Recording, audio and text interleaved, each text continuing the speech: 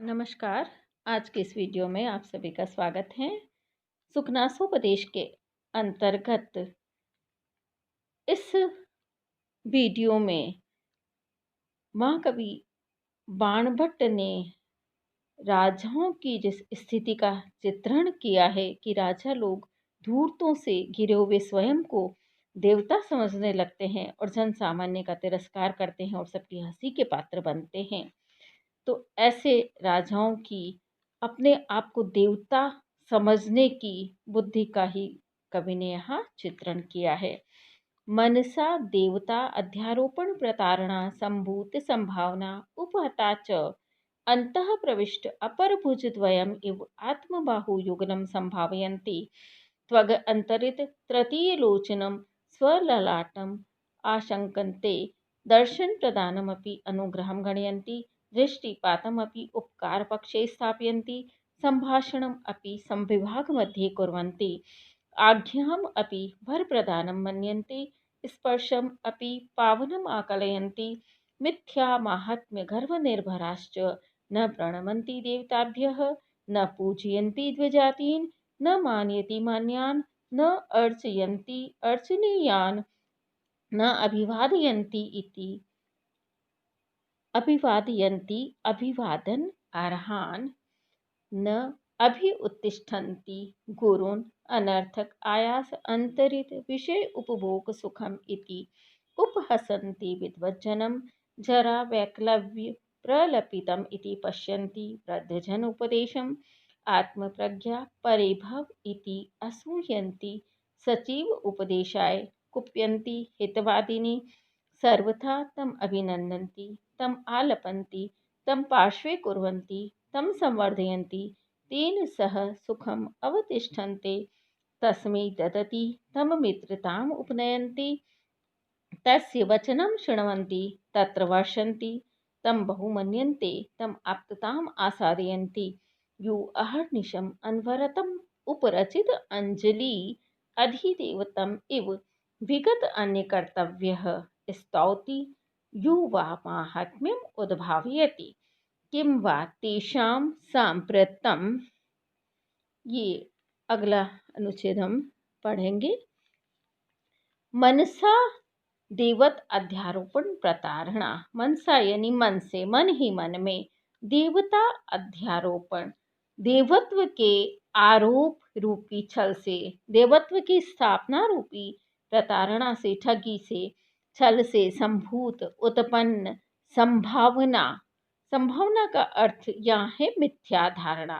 तो देवत्व की स्थापना रूपी प्रताड़ना अर्थात छल से संभूत उत्पन्न संभावना मिथ्या धारणा से, मिथ्या बुद्धि से उपतः च नष्ट हुए राजा लोग अंतः प्रविष्ट अपने भीतर प्रविष्ट प्रवेश की हुई अपर भुजद्वयम् इव मानो दूसरी दो भुजाओं से युक्त आत्म बाहु युगलम संभावयन्ति अपने बाहु युगल को, अपनी दो भुजाओं को, दोनों भुजाओं को संभावयन्ति मान बैठते हैं, समझने लगते हैं। अर्थात स्वयं को चतुर्भुज विष्णु समझने लगते हैं। त्वग अंतरित तृतीय लोचनम स्वललाटम आशंकन्ते। त्वग अंतरित त्वचा के भीतर आच्छन्न, तृतीय लोचनम तीसरे नेत्र से युक्त स्वललाटम अपने ललाट की आशंकन्ते कल्पना करते हैं। अर्थात अपने को त्रिनेत्रधारी शिव समझने लगते हैं। दर्शन प्रदानम भी अनुग्रहम गणयन्ति। तो ऐसे राजा लोग जो अपने को चतुर्भुज विष्णु और त्रिनेत्र शिव समझते हैं, अपने को भगवान समझने वाले वे राजा लोग किस प्रकार का व्यवहार करते हैं इसका चित्रण करते हैं कवि। दर्शन प्रदानम अपि, दर्शन प्रदान करने को भी, दर्शन देने को भी अनुग्रहम गणयन्ति, अनुग्रह अनुकंपा करना गणयन्ति गिनते हैं। अगर वो किसी को दर्शन भी दे दे तो बहुत बड़ी उस पर कृपा कर दी हो ऐसा समझते हैं। दृष्टिपातम अपि उपकार पक्षे स्थापयन्ति। दृष्टिपातम अपि, दृष्टिपात किसी की ओर देखने को भी उपकार पक्षे स्थापयन्ति, उपकार पक्ष में स्थापित करते हैं। अर्थात एहसान की कोटि में रखते हैं। किसी की ओर अगर वो देख लेते हैं तो ऐसा समझते हैं मानो उस पर कोई एहसान कर रहे हों। संभाषणम अपि संविभागमध्ये कुर्वन्ति। संभाषणम अपि बातचीत को भी वो संविभाग मध्य, संविभाग का अर्थ है या पुरस्कार, पुरस्कार के रूप में कुर्वन्ते मानते हैं। वे किसी से वार्तालाप भी करते हैं तो ऐसा समझते जैसे वो किसी को पुरस्कृत कर रहे हों। आज्ञाम अपि वर प्रदानम मन्यन्ते। आज्ञा को भी, आदेश को भी वर प्रदानम मन्यन्ते, वर देना मानते हैं। किसी को वो आदेश देते हैं तो ऐसा समझते जैसे उसे वरदान दे रहे हों। स्पर्शम अपि पावनम आकलयन्ति। स्पर्श को भी, किसी को छूने को भी पवित्रम आकलयन्ति, पवित्र करने वाला, पवित्र करना आकलयन्ति मानते हैं, समझते हैं। किसी को यदि वो स्पर्श भी कर ले तो ऐसा समझते हैं कि जैसे उन्होंने उनको पवित्र कर दिया हो। मिथ्या महात्म्य गर्व निर्भराश्च। मिथ्या महात्म्य झूठी महिमा के गर्व निर्भराहा घमंड से, अहंकार से युक्त, निर्भरा मतलब युक्त होकर, न प्रणमंती देवताभ्य, देवताओं को प्रणाम नहीं करते हैं। न पूजयंती द्विजातीन, द्विजातीन ब्राह्मणों की पूजा नहीं करते हैं। न मानयंती मान्यान, सम्मान के योगी व्यक्तियों का सम्मान नहीं करते हैं। न अर्चयंती अर्चनीयान, अर्चनीय पूजनीय जनों की न अर्चयंती पूजा नहीं करते, उनका सम्मान नहीं करते। न अभिवादयंती, अभिवादन अर्हान, अभिवादन की योग्य बड़े जनों का चरण स्पर्श नहीं करते, अभिवादन नहीं करते। मतलब बड़े लोगों को वो प्रणाम नहीं करते, उनका अभिवादन सत्कार नहीं करते। न अभि उत्तिष्ठन्ति गुरुन, गुरुओं को देखकर, अभि उत्तिष्ठन्ति न, उठकर खड़े नहीं होते, उठकर उनका सम्मान नहीं करते। अनर्थक आयास अंतरित विषय उपभोग सुखम इति उपहसन्ति विद्वज्जनम। अनर्थक आयास मतलब विद्या प्राप्त करना या शास्त्रोक्त कर्मों को करने में अनर्थक, व्यर्थ का ही, आयासिनी परिश्रम, व्यर्थ का ही प्रयास करके, अंतरित विषय उपभोग सुखम, अंतरित यानी बाधित, वंचित, विषय उपभोग सुखम, विभिन्न सांसारिक विषयों के उपभोग करने के सुख से अंतरित अर्थात वंचित है। इति उपहसन्ति, यह मानकर, विद्वत जन्म उपहसन्ति, विद्वान लोगों का उपहास करते हैं। ये राजा लोग ये समझते हैं कि विद्वान लोग शास्त्रोक्त कर्मों को, यज्ञ आदि को करते हैं और विभिन्न शास्त्रों का अध्ययन करने में ही अपना श्रम लगा देते हैं, अपनी सारी ऊर्जा समाप्त कर देते हैं और विषय उपभोगों के सुख से ये वंचित रह जाते हैं। यह सोचकर, यह समझकर उन विद्वानों का उपहास उड़ाते हैं। जरा वैक्लव्य प्रलपितम इति पश्यन्ति वृद्धजन उपदेशम। जरा वैक्लव्य, जरा अर्थात वृद्धावस्था की विकलता से, बेचैनी से उत्पन्न प्रलपितम बकवासे इति, इस प्रकार, इस रूप में, वृद्धजन उपदेशम पश्यन्ति, वृद्धजनों के उपदेश को पश्यन्ति देखते हैं अर्थात समझते हैं। वृद्धजन यदि कोई हितकारी उपदेश देते हैं तो ये राजा लोग, वृद्ध जन तो वृद्धा अवस्था के कारण, वृद्ध अवस्था की बेचैनी के कारण, विकलता के कारण व्यर्थ की बकवास कर रहे हैं, ऐसा समझते हैं। आत्म प्रज्ञा परिभव इति असूयन्ति सचिव उपदेशाय। आत्म प्रज्ञा परिभव, अपनी प्रज्ञा यानी बुद्धि का परिभव तिरस्कार है, इति ऐसा समझकर, सचिव उपदेशाय असूयन्ति, सचिवों के उपदेश से, सचिव अर्थात मंत्री, मंत्रियों की सलाह से, मंत्रियों के उपदेश से द्वेष करते हैं, मंत्रियों के उपदेशों की निंदा करते हैं। कुप्यंती, हितवादी ने, हितकारी वचन कहने वाले व्यक्तियों के प्रति क्रोध रखते हैं, उनके प्रति क्रोध करते हैं। सर्वथा तम अभिनंदन्ति, सर्वथा सब प्रकार से उन्हीं का अभिनंदन करते हैं, उन्हीं का स्वागत करते हैं, उन्हीं की प्रशंसा करते हैं। तम आलपंती, उन्हीं से बातचीत करते हैं। तम पार्श्वे कुर्वन्ति, उन्हीं को अपने पास में रखते हैं। तम संवर्धयन्ति, उन्हीं का संवर्धन, धन आदि देकर उन्हीं को बढ़ाते हैं, समृद्धि करते हैं उन्हीं की। तेन सह सुखम अवतिष्ठन्ते, उन्हीं के साथ सुख से अवतिष्ठन्ते रहते हैं। तस्मै ददति, उन्हें ही ददति यानी देते हैं, धन आदि देते हैं। तम मित्रताम उपनयन्ति, उन्हीं से मित्रता रखते हैं। तस्य वचनम शृण्वन्ति, उनके ही वचन सुनते हैं। तत्र वर्षन्ति, उन पर ही धन की वर्षा करते हैं। तम बहुमन्यन्ते, उनको ही बहुत सम्माननीय मानते हैं, उन्हीं का बहुत सम्मान करते हैं। तम आप्तताम आसादयन्ति, उन्हीं को अपना विश्वास पात्र आसादयन्ति बनाते हैं।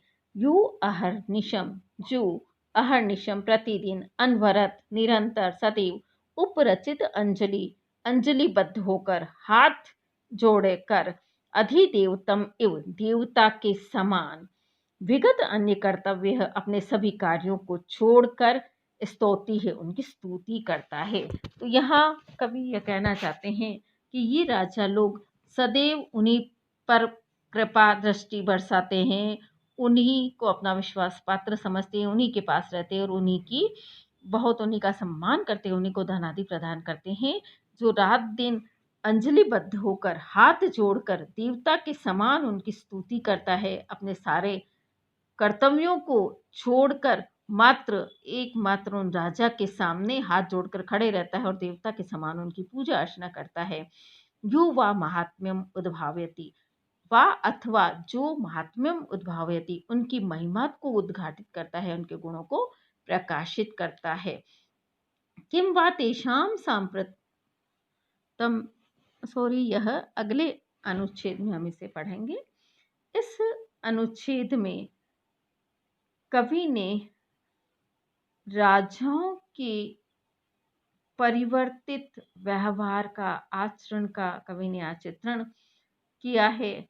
वे राजा लोग स्वयं को देवता समझकर जो अभिवादन के योग्य, सत्कार के योग्य, सम्मान के योग्य पूज्यजन, देवतागण या गुरु आदि है, उनका भी ये राजा लोग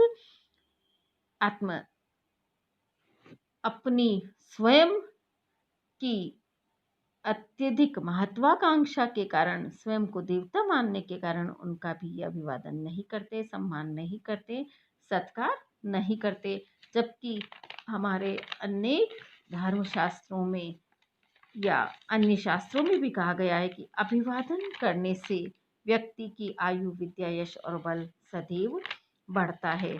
लेकिन ये राजा लोग, जैसा कि कहा भी गया, विनाश काले विपरीत बुद्धि, देवत्व का ऐसा अवलेप अपने ऊपर चढ़ा देते हैं, ऐसा लेपन देवत्व का मिथ्या रूप से कर लेते हैं, अपने आप को देवता इस तरह से मान लेते हैं कि मनुष्य को, साधारण मनुष्य को वे अपने सामने कुछ भी नहीं समझते हैं और सदैव उनका अनादर और तिरस्कार करते हैं। यह कवि ने छोटे छोटे वाक्यों के द्वारा बड़े ही सहज और सरल शब्दों में राजाओं के इस व्यवहार का चित्रण किया है। आज बस इतना ही। धन्यवाद। और पूरे इस अनुच्छेद में कवि ने सुंदर उत्प्रेक्षा अलंकार की सृष्टि की है। किं वा तेषां साम्प्रतं येषाम् अतिनृशंस प्राय उपदेश निर्गुणं कौटिल्य शास्त्रं प्रमाणम् अभिचार क्रिया क्रूर एक प्रकृतयः पुरोधसो गुरुवः पर अभिसंधान परामंत्रिण उपदेष्टारः नरपति सहस्रभुक्त उज्जितायां लक्ष्म्याम् आसक्तिः मारणात्मकेषु शास्त्रेषु अभियोगः सहज प्रेम आर्द्र हृदय अनुरक्ता भ्रातरः उच्छेद्याः।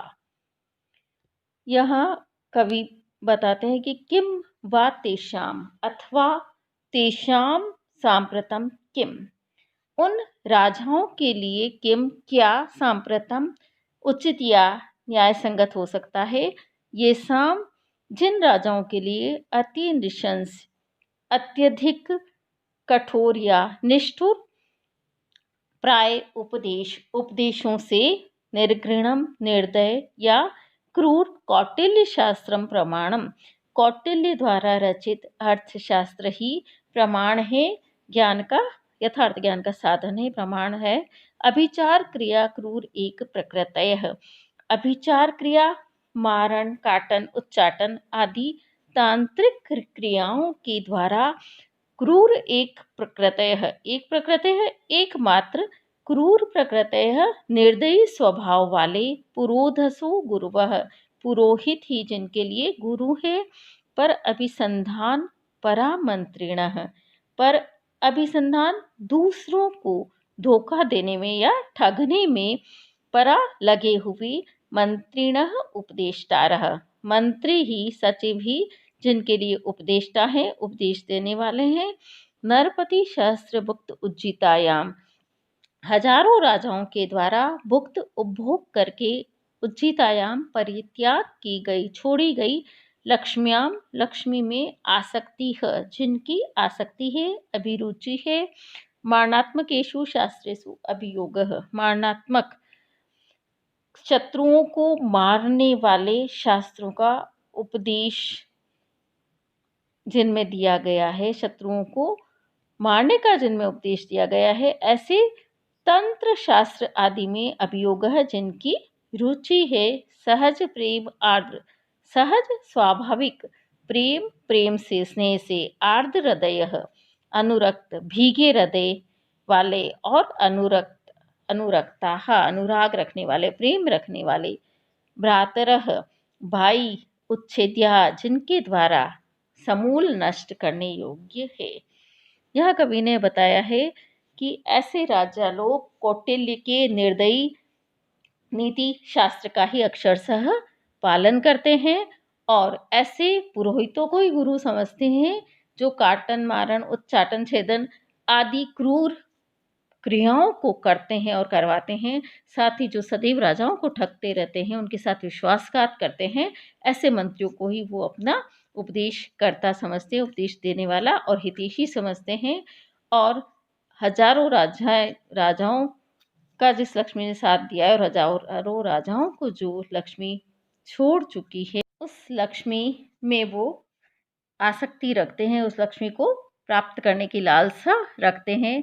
तंत्र आदि मरणात्मक जो शास्त्र है उसमें उनकी रुचि रहती है, और जो स्वाभाविक सहज अनुराग रखने वाले उनके भाई लोग हैं उनको भी वह समूल नष्ट कर देते हैं। इस प्रकार से राजाओं के लक्ष्मी और सत्ता के वशीभूत हुए और धूर्तों के वशीभूत हुए राजाओं की स्थिति का कवि ने यहाँ सुंदर चित्रण किया है।